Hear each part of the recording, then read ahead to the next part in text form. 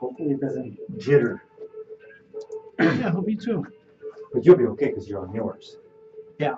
You know what I mean? You know, and we're gonna have them on back this screen right here. Okay. You're gonna move me. Yeah, we're ready to go.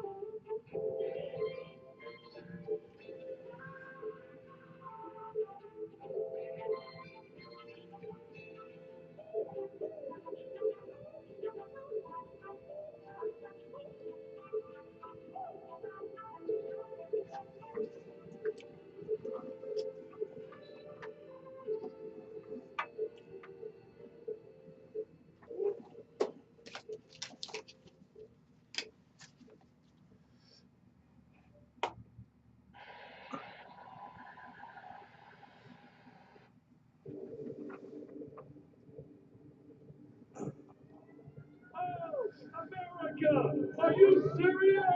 It is showtime, baby. Here we go. Ram Jam Slam. Man, it's awesome, baby. 360 Mindset, sharing skills and drills wrapped by stories from elite performers and your favorite sports pros. So take your first step. Speak your first word with a foundation of positive thought that comes from 360 Mindset and your host, Coach Wightiman. Lowell Wightiman. Let's get started. No excuses and no regrets. That's absolutely true. And good morning, everybody. This is 360 Mindset Performance Talk on KUHSdenver.com. I'm going to make some apologies today on a lot of different things. One, my voice is really deep and baritone, which is not always the case for me. We've got a great show today. This is the month of being aware of femininity and the feminine movements around you. Women, it's appreciation of women.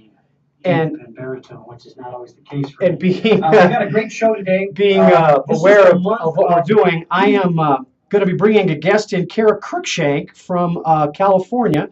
Kara is the producer-director of a wonderful event that's happening this month, and we're dealing with my technology here to get that happening.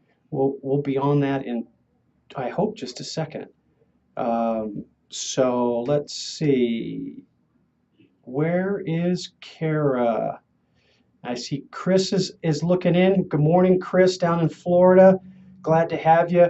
I'm going to emphasize again, appreciating the month of April. It's the international was International Awareness of Women this last week, I believe, and we're going to talk a little bit more about that. We're going to talk about courageous vulnerability, and the event is Cafe de la Culture. And what happens is a wonderful event takes place where anywhere Kara Cruikshank sets up her sessions. This year it's going to be, or not this year, this particular month is going to be in San Francisco, and I've attended the event when it was in Boulder. Actually, when it was in no, it was in Denver, but it's been in Boulder before. We're going to talk about a lot of this. And I'm gonna, and as Kara, as you're listening to me, I've got to give you an invitation, which I'm trying to do on your Facebook page, so that you can join in. If that doesn't work, I'm gonna take a pause and I'm gonna call you and bring you in by phone. So hold on just a second while we keep working on that. Let's see here. And look at your Facebook Kara Cruikshank page and see if you have an invitation from me to talk to me about your wonderful event. And as we do that, I want to remind everybody to continue to look at LinkedIn and look at Chris Mack on LinkedIn. and see her wonderful things that she's doing there on vulnerability as well, um, and in dealing with all kinds of personal development issues. Chris is a wonderful colleague and a friend in the business. So we're going to keep trying as I'm delaying, yeah, delaying the invitation to Kara and bringing her in to the show. Oh, gosh sakes. Isn't technology wonderful? We're going to get there.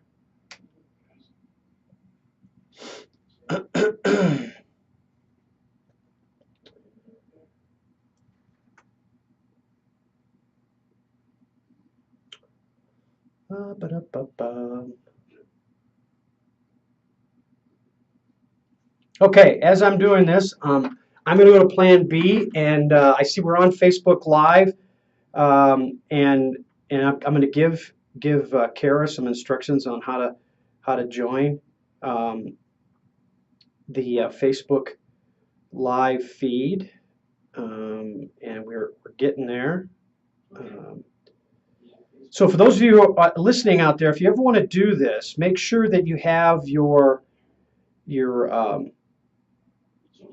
person that you want to bring in with you, a friend that you friended them and are following their Facebook page.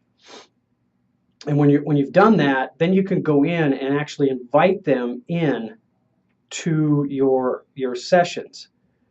And in doing so, I sent the invitation.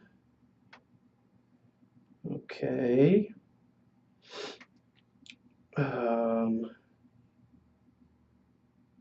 So I'm going to give Kara a message and tell her,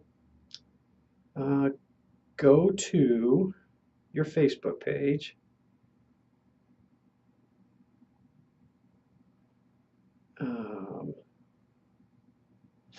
And then when you go there, there should be an invite from me to you.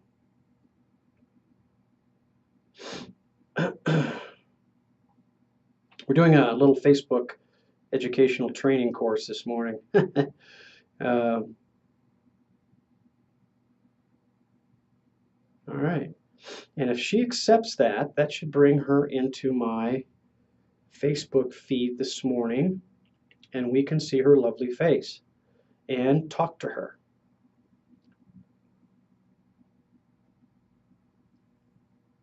All right. Because we do have Kara invited. She's invited in, and she's a friend on Facebook with me. And we're gonna see if we can get. She's here. Okay. She can see and hear me. She says, "How do I join?" Okay. I'm gonna invite her. Up. Cancel that. Okay. Gonna try to invite her again. Gosh, this is really strange. She can see and hear me on my page. Okay. Okay. Here's what we're gonna do. We're not gonna wait any longer for this. We're gonna get Kara on the phone. So Kara, you can see and hear me. I'm gonna call you on your phone. So go ahead and disconnect from. All right, hold on. She's trying to invite me now. I don't think that'll work. We're so diligent, we're so anal about this, wanting to make it happen. Disinvite me.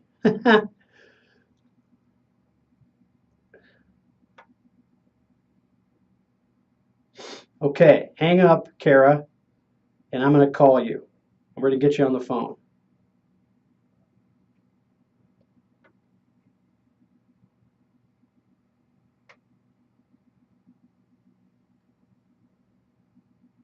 All right. Okie doke. I'm going to slip over out of camera a little bit, get a device so that we can connect Kara in with us. This is going to be awesome because This part is many times extremely painless to do. We're going to pod her up. Got that going on, and we're still in camera. Hello, my international viewers. Hello, Mevo people on Facebook Live. You're still seeing us here on Facebook Live. So let's get Kara Cruikshank on the line.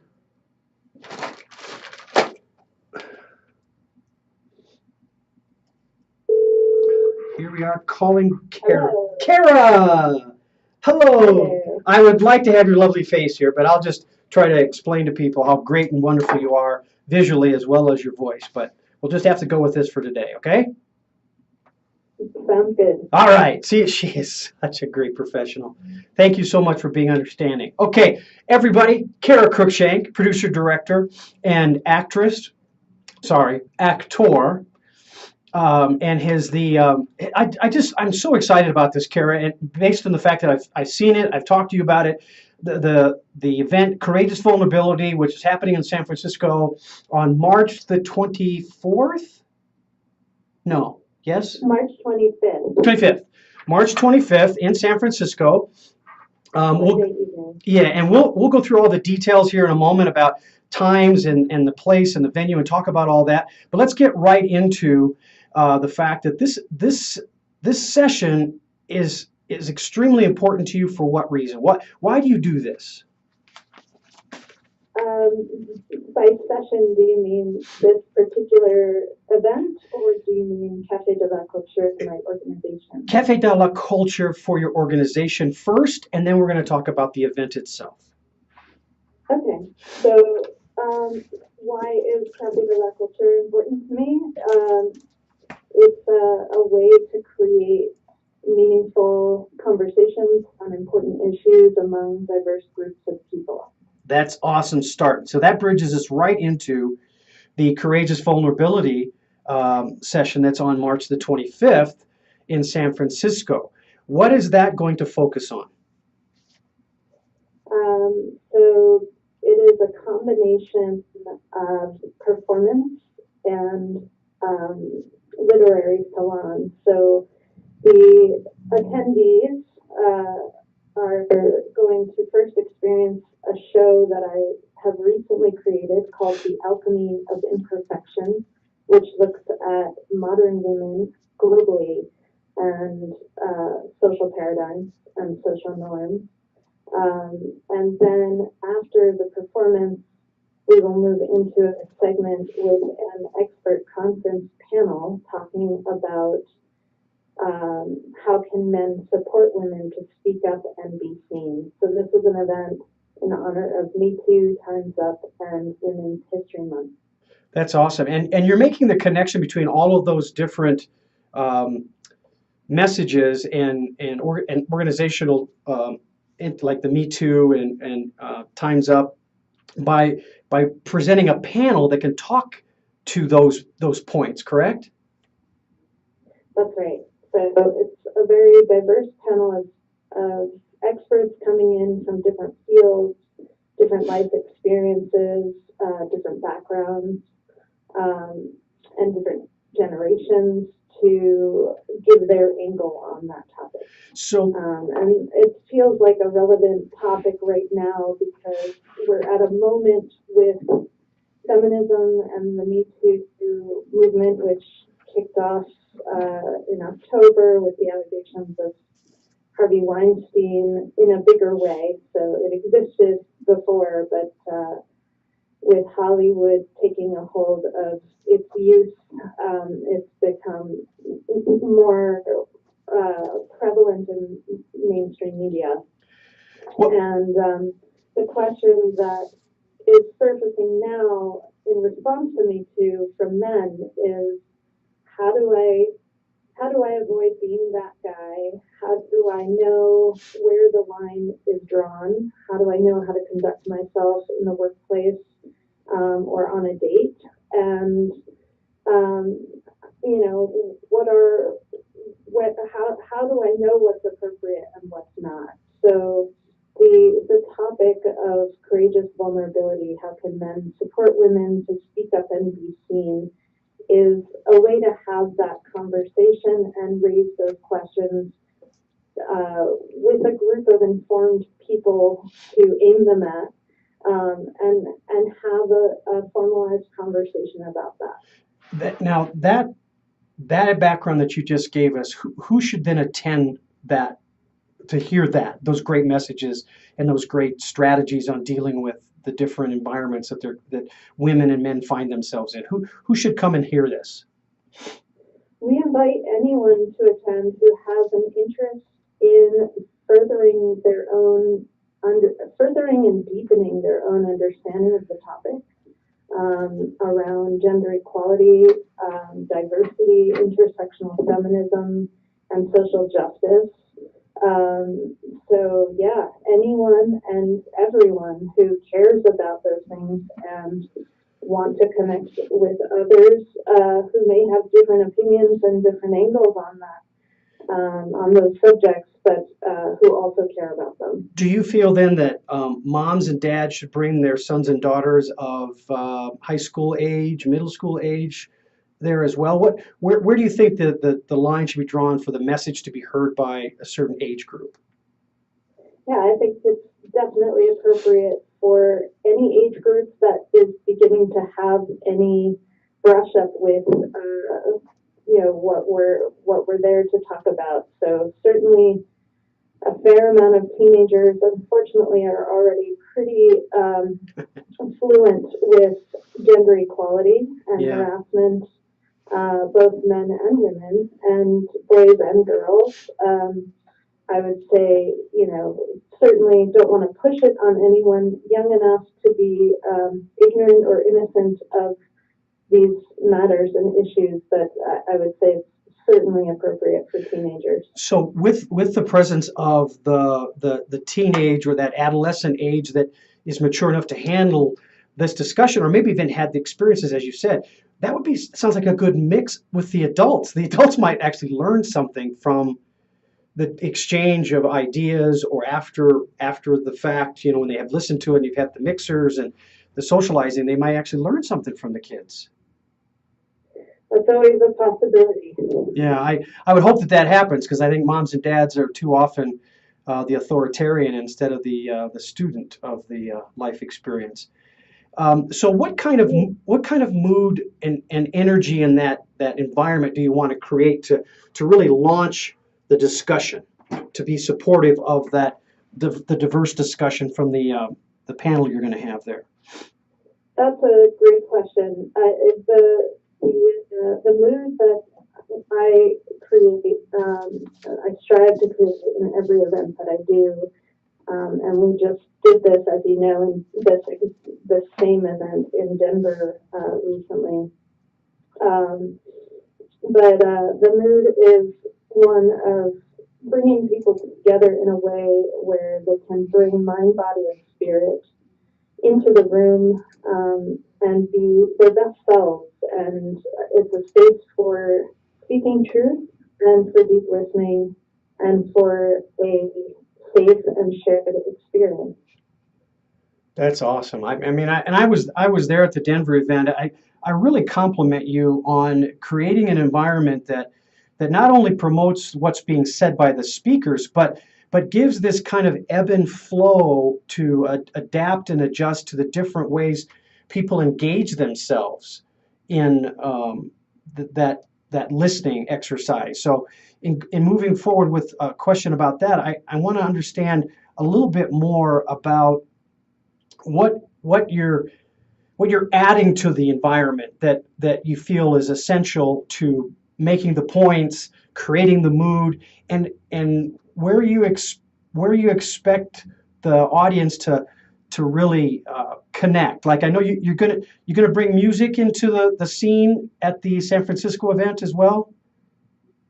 Yes, always. And what's the relevancy of the music for you? Why is that essential? So part of what makes this event unique is that we partner with venues like art galleries, private homes, public spaces, nonprofit venues that offer an artistic aesthetic. It's got to happen in a room that people want to be in, and feel comfortable in, and feel nurtured by the environment. And then the other element is making the evening multi-sensory. So engaging sight and sound and taste. There's always food and wine and beverages present, and touch, and all the aesthetics of engaging all of the senses help one relax the nervous system so that we're all in the room and able to feel comfortable in our own skin, feel expressive, and feel accepted as we are. Well, I like the fact that you brought that up, because our next segment, we start off with our mindset segment, which is to get kind of understanding of where's my head supposed to be at with this particular topic. And now we're moving into the skills segment, which is about the five senses. And we've talked about visual awareness. We've talked about, you mentioned the feelings. You've got the taste there because you do provide food and drink there to just heighten the environment. So when you have those kinds of sensory stimuluses there, are you purposeful in that intent to try to direct people towards interactions about the topic in their mind? Like I know, for example, with my experience with gender interactions and the behaviors that are created, there's a lot to be said for being visually aware and making sure that you're sensitive to the positive nature of what you see. And too often guys think with the wrong parts that they see, and very superficial. So are you using that environmental scenario to really heighten not only the positive, but heighten the awareness of the audience to really hone in on certain aspects of the conversation? Is it that? I don't know if it's that calculated or not, but I would simply say I aim to create an environment where people feel nurtured. Good. And can be present, and the rest is up to each individual. Yeah. And then but there's no. I definitely don't go into it with an expectation of bad behavior and how to avoid it. Yeah. In other words, I get you. It's more about creating a space where everybody can relax and be at their best. So from your experience then, and hearing the feedback from the audience as well as the panel and the things the panel has said, what have you gathered from that regarding the relevancy of listening skills and the empathic process of listening that's so important? And how important is it with regard to the gender relationships and maintaining positivity with that interaction? I mean, we talk about listening a lot in the corporate world, but I don't know that we really extend that practice beyond business in an effective way. It seems like we're not listening very much. Listening? Yeah, we're just not listening very well. Yeah, I think that's true where anybody has strong opinions and, tend to be on different sides of an angle of an issue or a topic. And there are many topics that people feel strongly enough about that they can be easily triggered if they hear something said that doesn't align with their own values.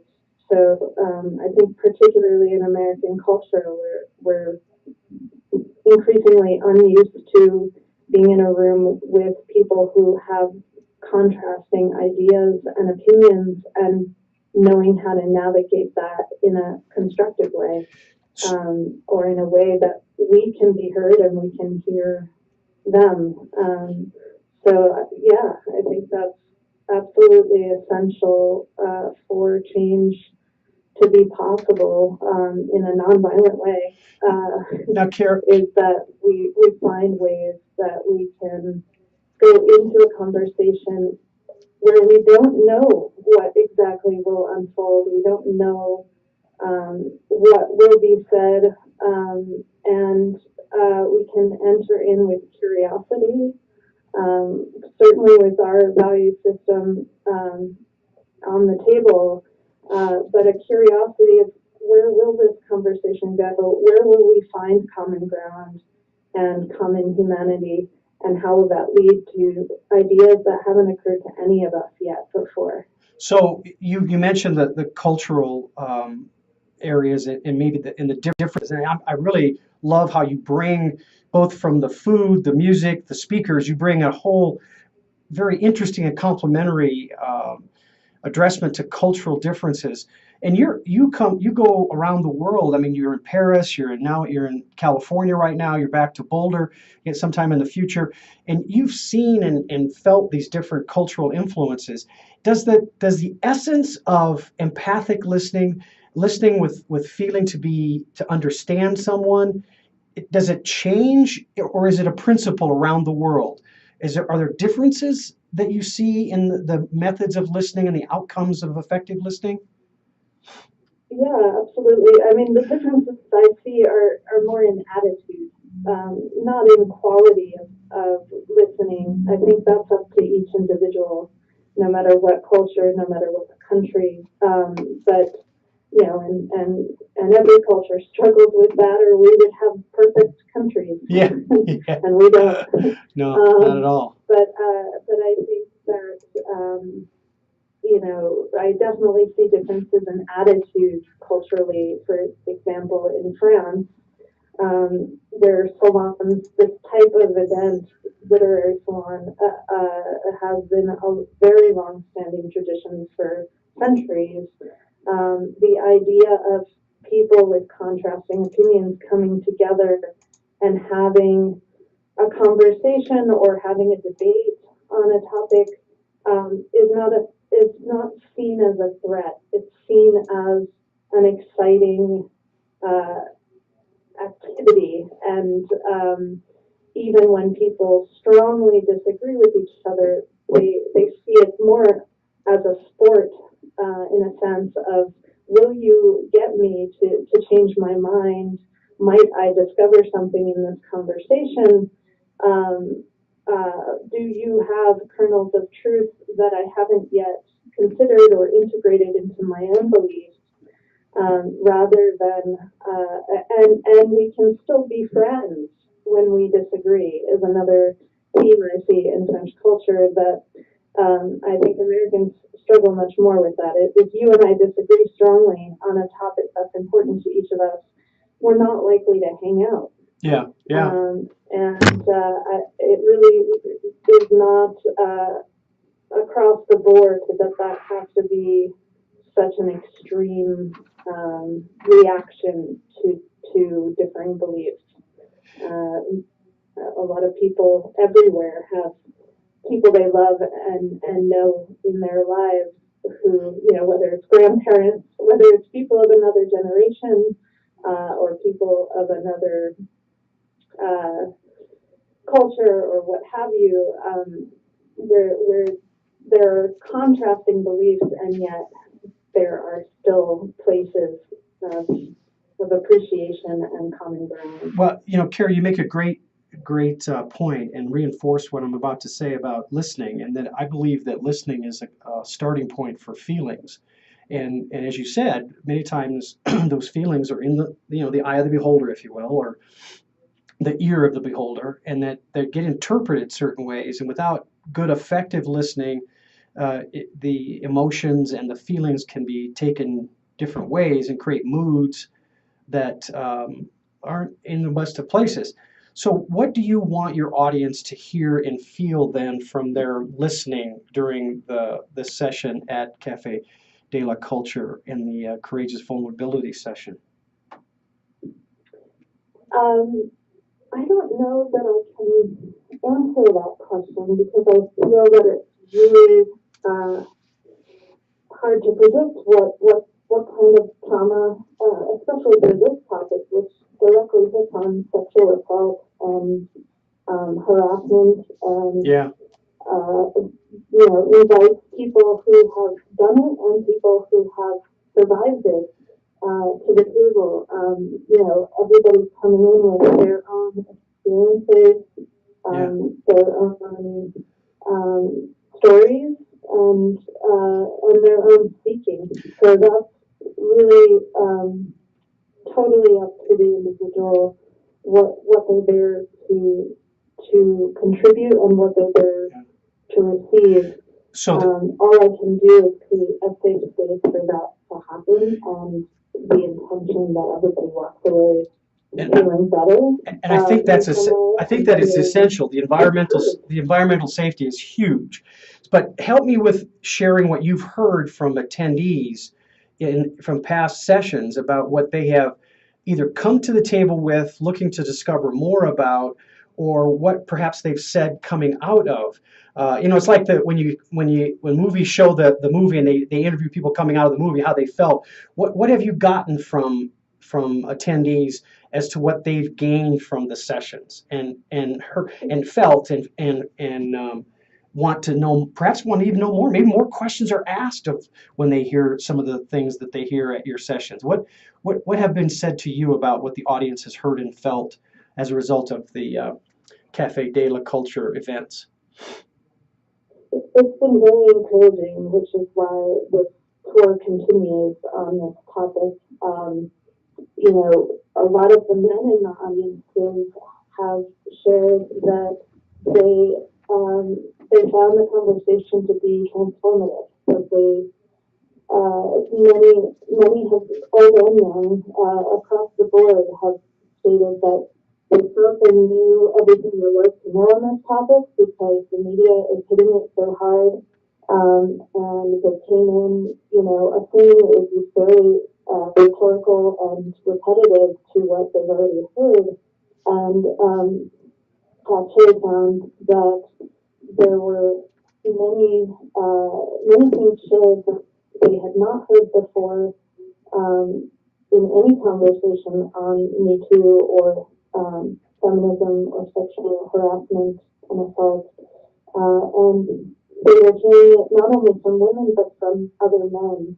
And it shifts thinking. It shifts the way they see themselves, they see their friends, they see behaviors in men and women, and not in any kind of shaming way, but very much in a way of self-discovery and improvement and optimism. And that is incredibly encouraging. And then from the female audience, I've heard a range of things, including, along the lines of feeling validated by men as well as by women, which is incredibly powerful, by feeling a real sense of awakening to how universal these issues are. And this is feedback from high school students to college students to baby boomer generation, women, X generation, Y generation, millennial, across the board. Just how this is not simply a female issue. Yeah. This is very much an issue for men and women. And the last event we did in Denver, one of the overreaching themes became, how do we collectively create spaces where women can experience their power and be in their power, and men can experience emotional vulnerability and be okay in that experience.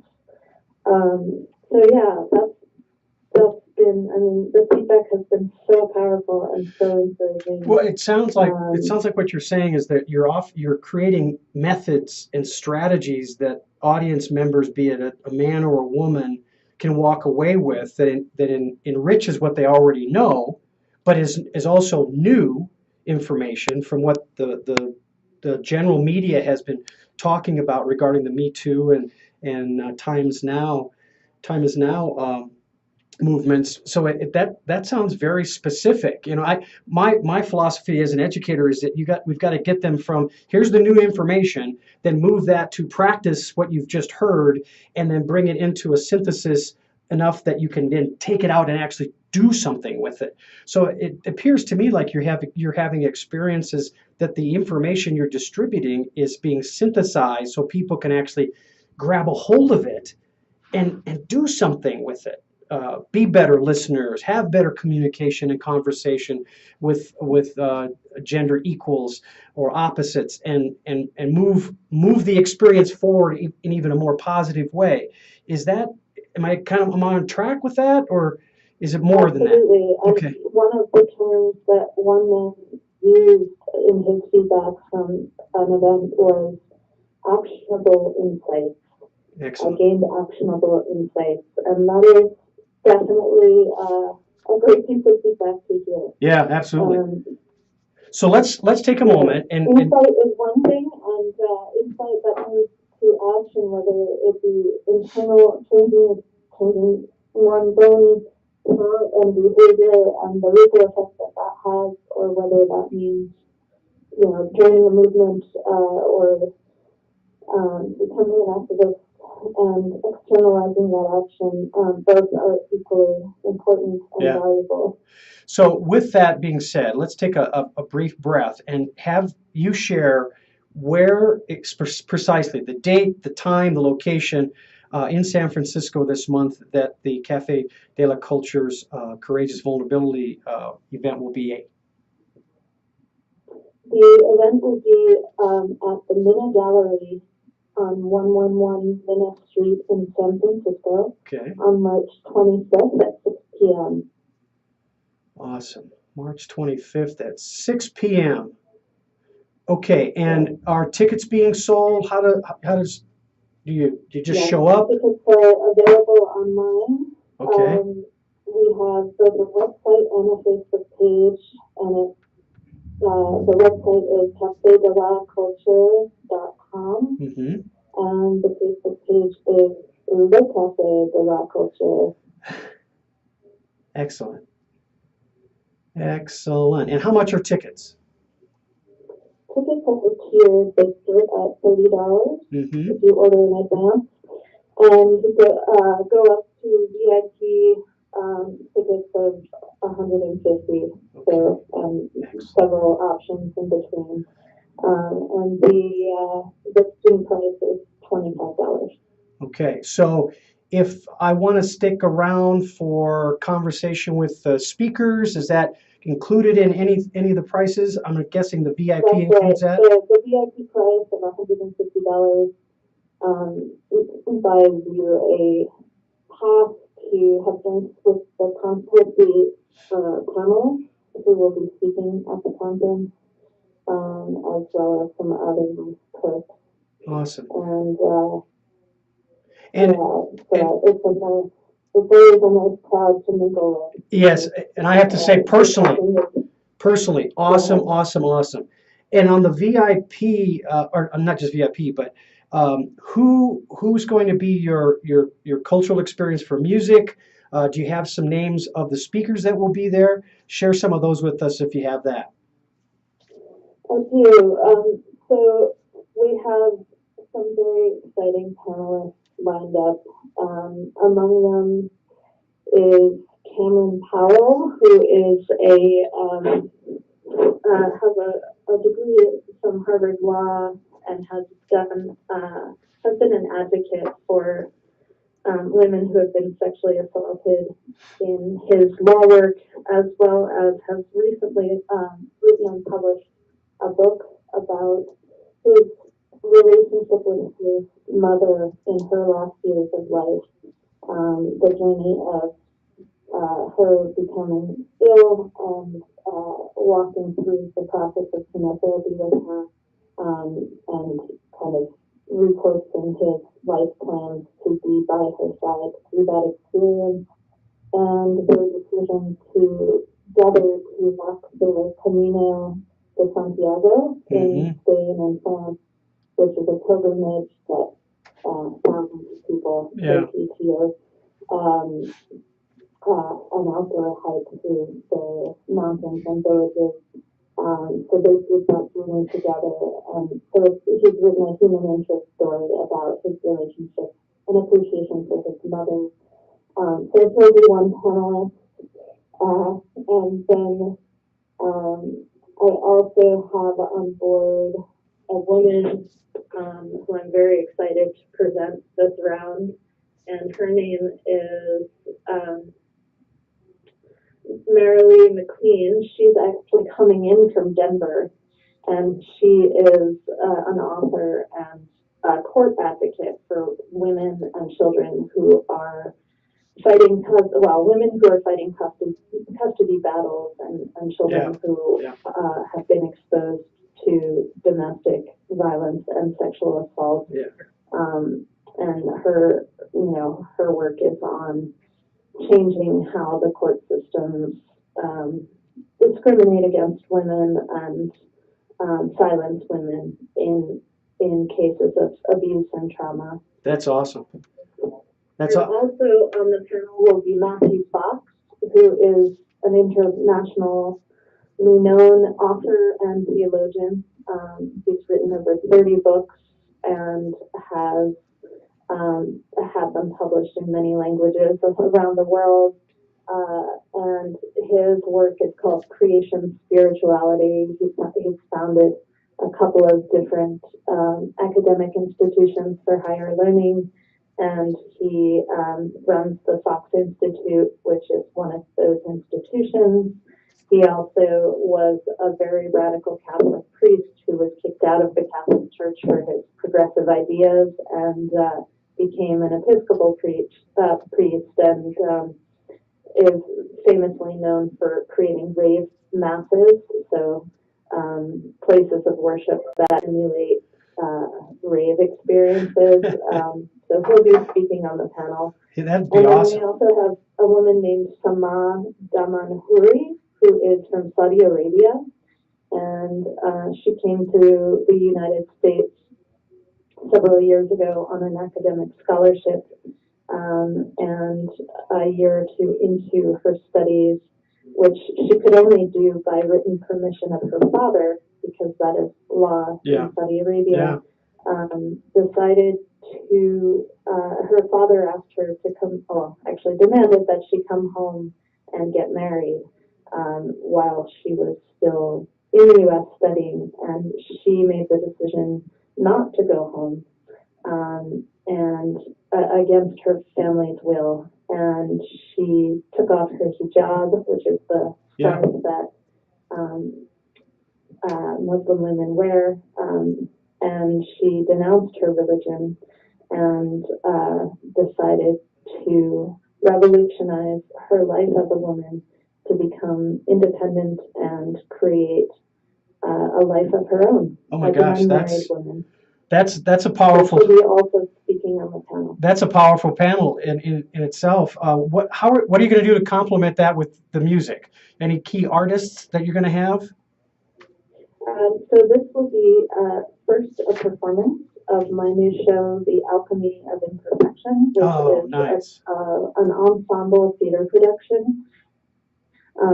So that will be performed by actors and musicians and dancers, and that's an exploration, a poetic and contemporary piece exploring modern women and social paradigms. So as the current generations of women around the world who are deciding, making our own decisions about our own lives, whether our culture endorses it or not, how are we doing as we navigate the choices that we have gained thanks to generations before us, and what influences the decisions that we can now make? Are the decisions that we make and the choices that we make leading us to the autonomous, independent lives that we want? And if not, why? And what may still be influencing those decisions that maybe need to be re-examined and dismantled in terms of old ways of thinking and cultural norms that are outdated. So it's very much a conversation starter performance that's meant to, be thought-provoking and invite the audience on a journey through many topics that cover female experience motherhood, abortion, relationships, loneliness, identity, existential crises, Yeah. and so forth. Well, and So there will be an hour performance, including those elements of poetry, theater, music, and dance, and then we'll move into the conversation with the panel. it sounds like you're gonna really emotionally and educationally stretch and pull the audience to really be not only engaged but to be thinkers and to be at some point you actually ask for questions at the end too, don't you? Actually get them the chance to participate if they want, the audience. Yes, the panel, the 5 minute intro to the topic, each member of the panel, and then we open up to audience Q&A. So it's the audience that drives the conversation through their questions. Now, I also want to make sure that my audience knows that the Alchemy theatrical session is one that is it's really going to be just, I mean, you're going to just love it because it's going to offer actionable thinking where you can put a thought around, oh man, that's really a good thought, because the presentations come from the actors that they have a perspective, they have a feeling about it. I mean, I'm not saying that actors don't have feeling, they do, but this is feeling from them, from some place inside themselves that they can relate to it. Many times actors relate to things they've never done before. But the acting becomes much more genuine and real when the actor can go to a place that touches the actual experience they're demonstrating. And I really compliment you, Kara, on being able to write stories and put in that social awareness with actors that have a basis of real understanding. And not just the acting, not diminishing it, but you just do such a good job of enriching the story by asking the actors to touch it in a personal way. That's an encouraging thing to be part of. I'm encouraging people to go see and participate in the event on March 25th. By the way, the month of March, what's the significance about the month of March, Kara, for women? Well, thank you, Lowell, for the compliment. March is the month honoring women's history. There you go. So we wanted to bring this conversation forth in that context as well. Absolutely. Now, I'm going to be shameful to do some commercial things, not to distract at all, I hope, but I had a chance to speak to 300 nurses last Friday. I came home on Saturday. Last Friday, and these are nurses at the largest military hospital on the West Coast, in the Tacoma, DuPont, actually, a suburb of Tacoma, and it's McCord, the joint base at McCord Base. And I discovered a couple of things. One is that I arranged a sponsorship with GermBlock, a Tennessee-based company that has the replacement, in my opinion, because it's not Purell. And here it is, GermBlock. And GermBlock is a great alternative because it's not alcohol-based. If you don't know this, I'll tell you that the Purell cannot be very close to the operating room because it's got alcohol in it, and that's a fire hazard. So they've got to have it a certain distance away from the operating room. Well, this is really good stuff. It's a lotion. It feels like a lotion. It doesn't dry your hands out. The other thing that because I've had this really bad cold, I just started to get over with, thankfully, last night. The fever broke. I use one of my other sponsors is Empower. Empower cannabis-based topicals for pain relief for me, also for the bath salts. But check out Empower on my website, as well as the GermBlock on 360mindset.com. So that's my shameless commercial plug right there, Kara. I want to yeah, it is good stuff. It really works, really works. We're on our last segment. We're going to bridge towards it by talking a little bit more about mental conditioning, which is the environmental stuff. And we've been talking about the environmental stuff, but that fits in my segment called mental conditioning, to create the mind and condition the mind in a way. And Kara, your event does an amazing job of doing that, both where you have it, what you put into that venue to enhance the senses and enrich the experience for people. But I'm very curious, as to what your personal feelings are about how the environment, genders interact with one another, influences that first meeting between a man and a woman, or a woman and a woman, or a man and a man. It's more than just a friendly visit. It's that date, if you will, the first date. What is your opinion about the relevancy of the environment to impact and influence that first interaction? I think human behavior is very affected by environment, and who we are is expressed very differently according to the environment that we're in.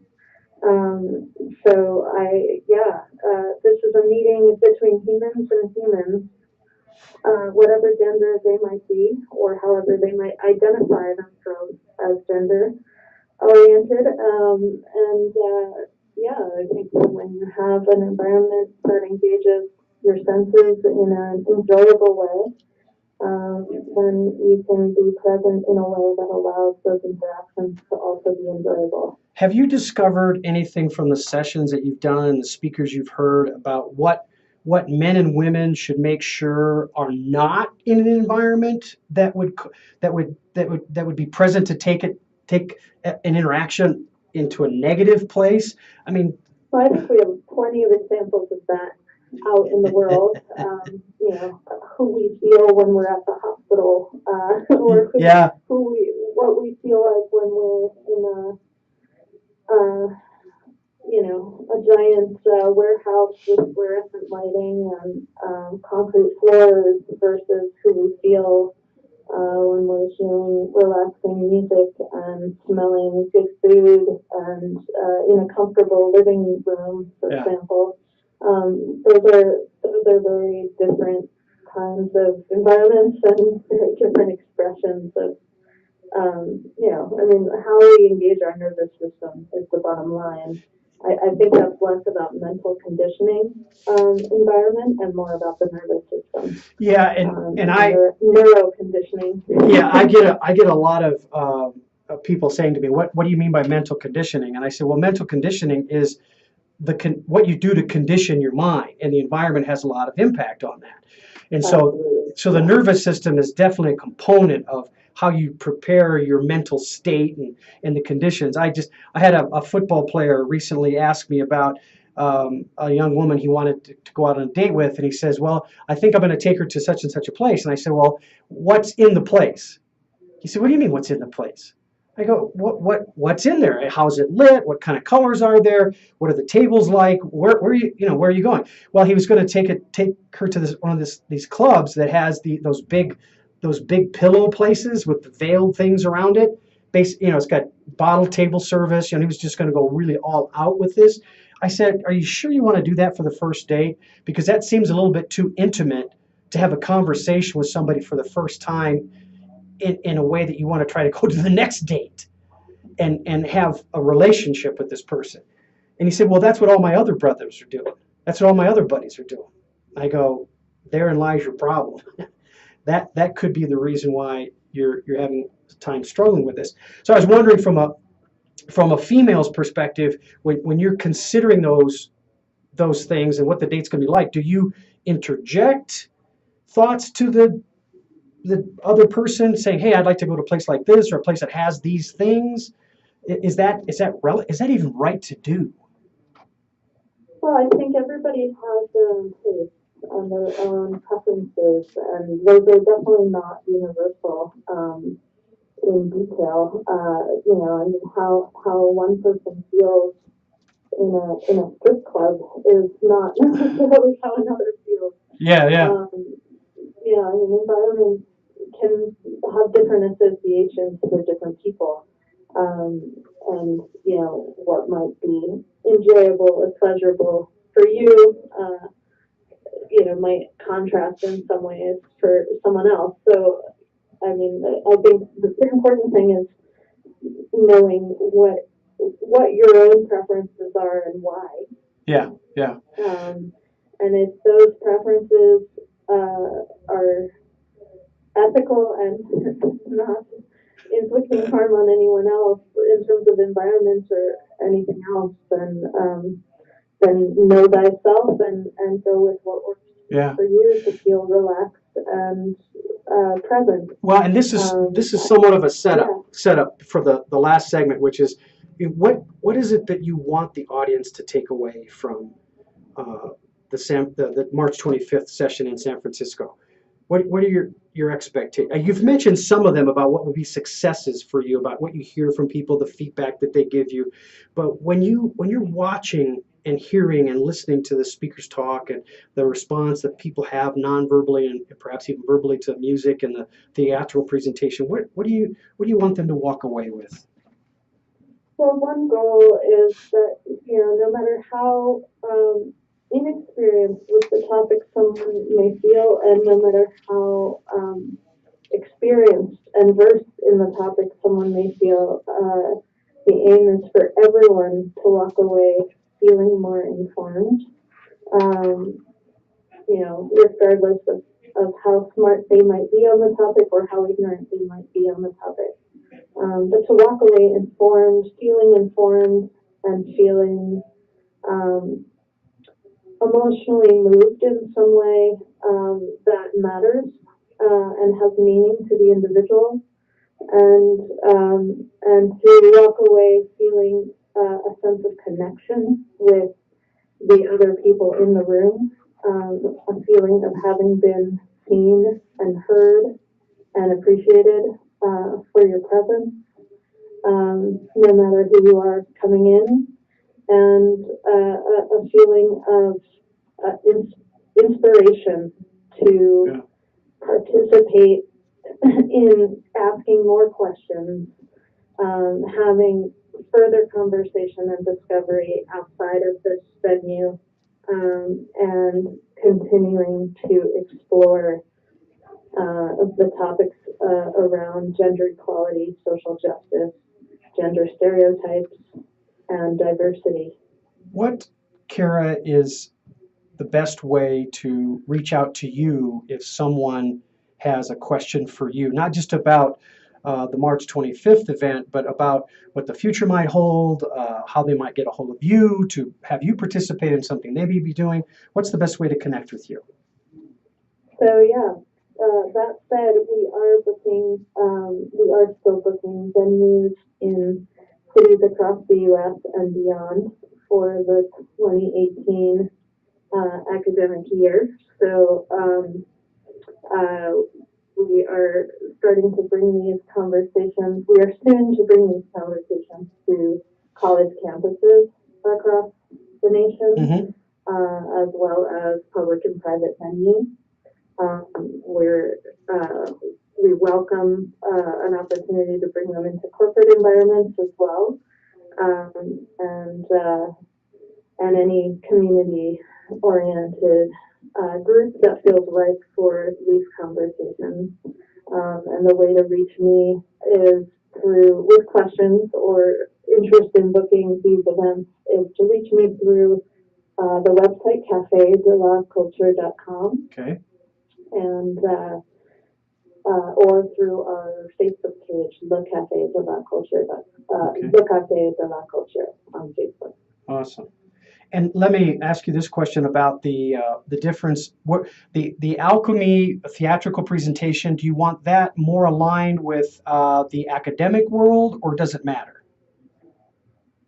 The Alchemy of Imperfection performance is available for any venue. Okay, excellent. And then we're going to be. Let me emphasize this again: 6 p.m. March 25th. In San Francisco at you said Mini Gallery? Minna, M-I-N-N-A. Minna Gallery. Awesome. In San Francisco, very close to the Modern Art Museum, on 111 Minna Street. That's awesome. All right. So in closing, what would you like to say in closing to my audience about why you want them to be present at the March 25th event? I have had conversations, enough conversations over the years with men and women of many cultures and generations and backgrounds in many domains that indicate that these are universal topics, universal issues, and very deeply personal topics as well that need reconfiguring. So I'm excited to continue to build conversation around them and create new discovery and community around them and see what we can learn from experts Awesome. on these topics. And let me just emphasize again, I've been present at a Cafe de la Culture event on courageous vulnerability, was extremely impressed, not only with all of the speakers and the production of the event, but the fact that it took me to a place of deeper thinking, enriched understanding about the topics that are near and dear to my heart, but also are near and dear to most communities. And that's protecting our youth, making sure that gender equality and the social issues revolving around that and the productivity that can come out of better addressment of those things has to happen. I'm so pleased to have met Kara at those events and here to help her support it. So please be part of this and enjoy what Kara has to present to her audiences. It's a great thing to have her in your world and listening to what she has to say. Kara, thank you so much for being part of the show. I look forward to seeing the very near future. Take care of yourself. Awesome. You too. Bye now. Well, that was Kara Cruikshank here on 360 Mindset Performance Talk at KUHSdenver.com. And as always, reminding you to breathe. Thank you so much. Have a great day.